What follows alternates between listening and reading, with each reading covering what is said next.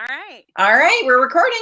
Hey, Janet, how are you? Hey, Bren, I'm good, thanks. How are you? You're cheating. You're in the air conditioning. You know what? I'm a wimp. I am in the air conditioning. I'm a wimp. Yep. I see that you're taking one for the team, though. Thanks for being outside. Yeah, I am under a beautiful sycamore tree we did plant. It's a good ways from the dome. I know when we built the dome, the friends that came out, Clint and Scott, they were a little nervous. Take down those trees. But you know what? It does not seem to affect anything in that dome. Yeah, I think it's just fine. I'm a big believer in keeping up live, healthy trees. Yeah, and these are great. This is a beautiful tree. So, anyways, I'm excited. We're talking blackberries today, right? Yeah. What do they call it? Blackberry rat. They're in the raspberry family, right?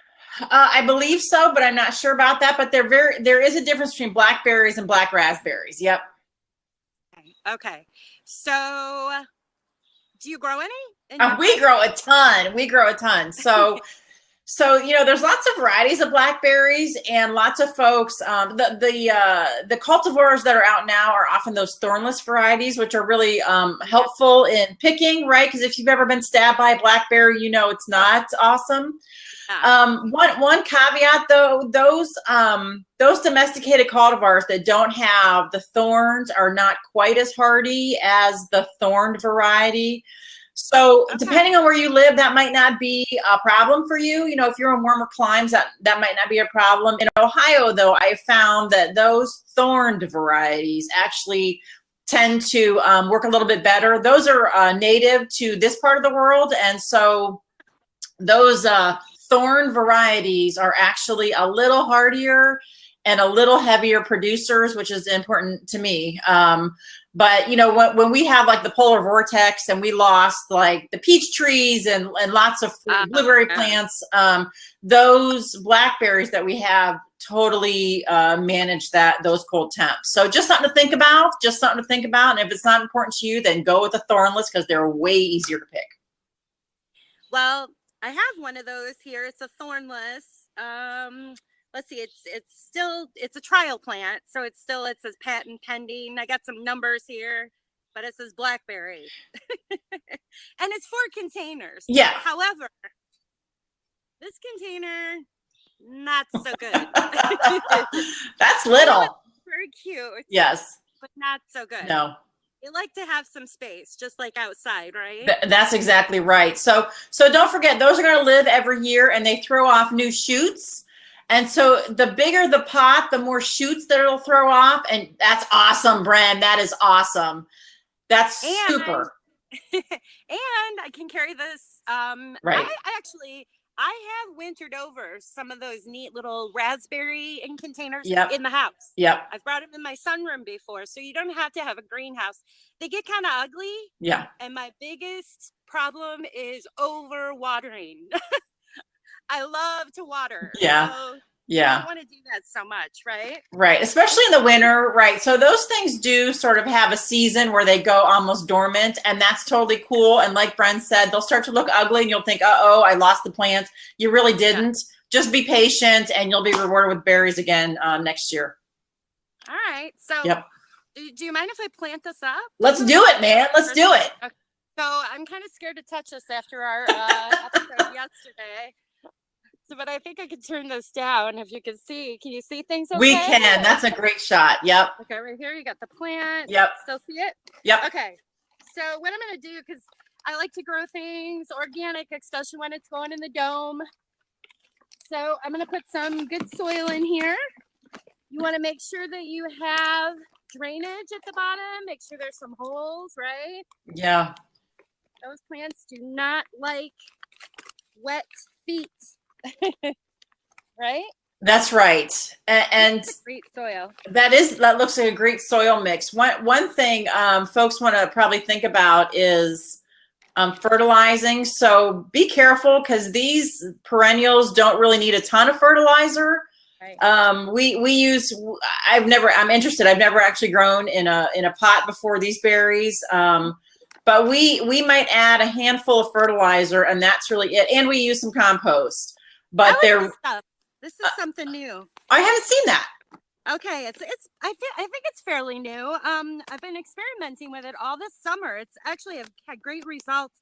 I put some of this actually in my citrus plants too, and they're Right. doing great. They're loving Yep. it. So, and you're right. It's all organic. It's Dave Thomas, awesome good Okay. school teacher. He Yep. raised chickens and then started developing his own natural fertilizers. Right. So Yeah. you're right. You only need a little. I put about that much in a Yeah. container like this, and it goes a long way. Yep. So thank goodness they do have like a little seal top here, so you can like shut it. Are you losing me? I'm not. I'm with you, man. Everything looks good. Yay. All right. And I have all these fancy scoops, and I always end up using my hands. Right? Crazy. Those are the best tools, right? The things I that are at the end know. of your arms are the best tools. I know. So I'm gonna keep that tag. Like I said, it was a trial plant, and I think this one actually came from Brazil. I always say it wrong. Brazel Berries, Huh. I'm sure I said it wrong. I'm hoping this is that. There's a baby cake thornless dwarf that I know I saw Monrovia had Yeah. this year. Like those dwarf plants, I think are awesome for folks who don't have a lot of space or maybe don't want a ton of berries, just want a handful to eat with, their breakfast cereal or whatever. I think those dwarf plants, even dwarf fruit trees, I think are great for the urban or suburban gardener. Yes. So you grow all yours in the ground? We do. We can barely manage what's grown in the ground, let alone sort of trying to manage putting everything in pots. I'm not a big fan of watering. That is standing with the hose and watering. So you got to be kind of hardy at my house, and a little drought resistant. I'll water, but it's not my favorite thing to do. So I applaud you, Bren, because you're adding things to do to your list. I see there. I'm like all over. So I'm gonna keep that. I'm gonna keep that tag because I'm phenomenal for forgetting names. You know that. Me too. Keep it loose. You say I didn't pack it in. They don't like it too tight, it seems. Right? That's right. So Bren, is this the first berry that you have is this the first blackberry you have in a container? Yes, I've got Okay. I got about 3 or 4 different blueberries Okay. and a raspberry. And they're all from that. I always say it wrong. Brazel berry. Okay. So I'll put it on our live stream. And so how long before that produces? Okay, so I'm going to move this into the dome, right? Yeah. So as soon as it gets happy, which I'm assuming it will, it's going to start getting a little taller. Yeah. I mean, you could almost, I bet if I get this in the dome, I bet in a couple weeks here, I'll probably have a flower on here already. Okay. And I'm not real familiar with this blackberry variety, but I've had blueberries and the raspberries bloom all the way into, like, you could harvest off of it into October. Oh, that's so awesome. Yeah. So, and look, you want to be very careful. Don't overwater. Yeah. I'm so happy I have water out here now by the dome. Yay. Yay. Okay, I'm going to go ahead and push this up, I think, here. Yep. Good job. Right. Totally doable, right? Putting that in a pot. Totally doable. Look, it's easy. Yeah, so it's easy. Put this out on your container, on your patio. Yep. You could grow this anywhere. Need sun, though. We want full sun, right? Yep, that's right. Yeah. And then you could just move it into the house or wherever. Maybe it's getting too much sun. When it's in a container, you can move it. Yeah. So you can't do that when it's in the ground, Yep, right? that's nice. Yeah. So I'm going to set that there. And so I whipped up a smoothie. I think that's a great use for those. Mm-hmm. Good job. Nice and refreshing on a hot day. Oh my gosh. Okay. So what I put in here was, let me remember. So my bananas, they get, I get the big bundles. Yeah. And sometimes we don't eat them quick enough. Right. So I just open them up, put them in a container, freeze them, which are perfect for smoothies. So this has 1 banana, about a cupful of blackberries, about 3/4 cup of almond milk.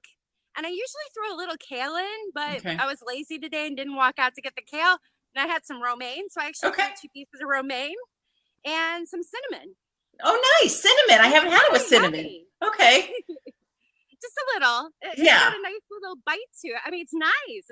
And make sure when you use raspberries, right? And I hope you talk about your pies. you want to make sure those raspberries are ripe, because Oh, for sure. if they're not, they don't get that nice No. sweet taste. That's right. And so, you know, blackberries have a way of sort of ripening, you have to wait till the whole berry is ripe. So don't pick them when the berry is like pink or half purple and half pink. Just wait till it's deep purple, all of it. And then pick them. Because you're right, Bren, there can be sort of a funky flavor when it's not fully ripe, and it tastes more like the shrub than it does the berry.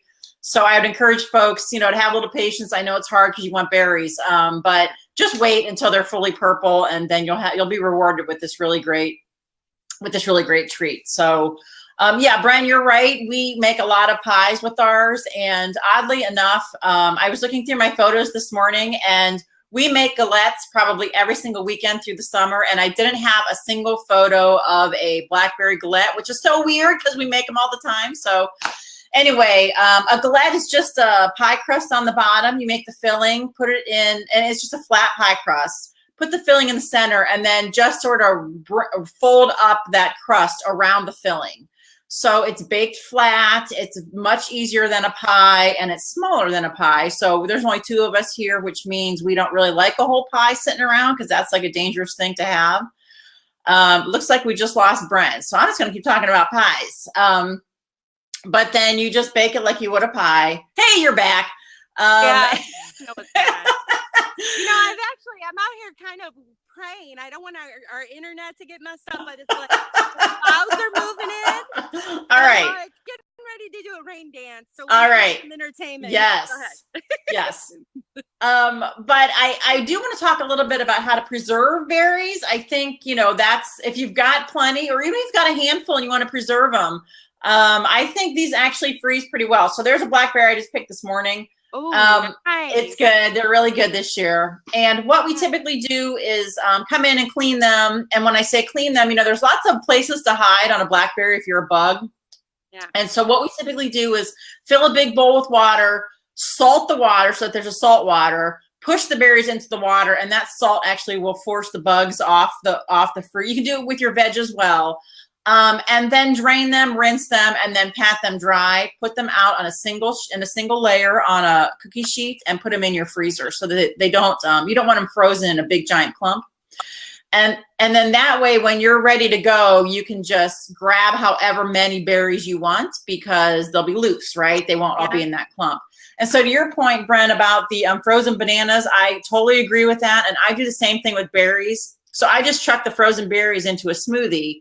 And then there's no need to put in ice or anything. It's just pure fruit or fruit and veg, however you make yours. But we go through a lot of frozen berries. So even crisps in the winter, you can start with a frozen berry and just put the topping on top and put it in the oven and bake the berries frozen. So they're so versatile, and a huge treat in the middle of winter when you're starting to crave summer fruit. You've got this great sort of stash of berries in your freezer. Definitely. So you can kind of treat them like strawberries in a way, right? Just hard. Totally. Strawberries, blueberries, sour cherries, any of those, all that same treatment will work with all of that fruit. So, you know, you'll have this great stash of fruit in your freezer. Unfortunately, that's my only blackberry plant, so it'll be a little while. All right. Okay, you know, I'm excited about it. We do have red raspberries, a 10-foot line of those, which are kind of similar, right? They are growing, and you can definitely treat those the same way. Yep. Yeah. So, yeah, you get busy in the summer and you see a great deal at the farmer's market. Don't have time to can it up. Throw it in your freezer. Absolutely. Right? Especially when that fruit is in season, it's typically a little cheaper. So if you're going to buy it at the farmer's market, seriously, get out there, buy more than what you're going to need in whatever recipe you're using this week, and just throw the rest in the freezer. It's easy, and you'll be glad in winter. There you go. Yum. I forgot to write down all the great information about what's inside a blueberry or the blackberry. Oh, all the great antioxidants, and you know, it's funny, you know, all those little berries are full of antioxidants. And so, you know, I'm definitely not a nutritionist, but we often make, you know, margaritas with our fresh berries. And we always say that is the best way to get an antioxidant. is to chug them like that, right? And so we feel good about having a drink then because we're like, oh, it's healthy. There's antioxidants in there, but that's right. So that's just another way that we use them. Awesome. Yeah. So I know I mean, if I would just keep eating these and not so much of my empty carbs at the wrong time of the day. It's, you know what, it's refreshing. And you can even, you know, if you're a juicer, you can even sort of juice those and just put the juice in the freezer. And then you can mix it into your lemonade, or you can mix it in with seltzer water to create this sort of fizzy drink. So there's lots of ways to ingest those berries that are really tasty. Very cool. So this has been fun. I forgot to announce that we're on Blab. We are. Yes, as we're winding up, yes, we're on Blab. You betcha. So, but you can find both me and Janet on social media. We're very active on there. Excited to talk about growing food and all that fun stuff, right? And recipes. Yes. Recipes are the best. Yes. Although I do like playing in the soil. That was fun. Yeah, planting is fun too. Absolutely. So you can find me over on Twitter at BG_garden, and Janet. You can find me at Janet Cassidy. All right. Do you think we got everything? I think we did. This was fun. Keep eating berries, people, and plant them. If you don't have them, plant them, man. They're easy to grow and super delicious. Totally. He's ready to move into the dome. He's ready to move in and start producing beautiful berries. So we'll follow up with him and see how it goes. All right. I'm going to go Instagram. All right. Good. Thanks, Bren. Thanks. Bye.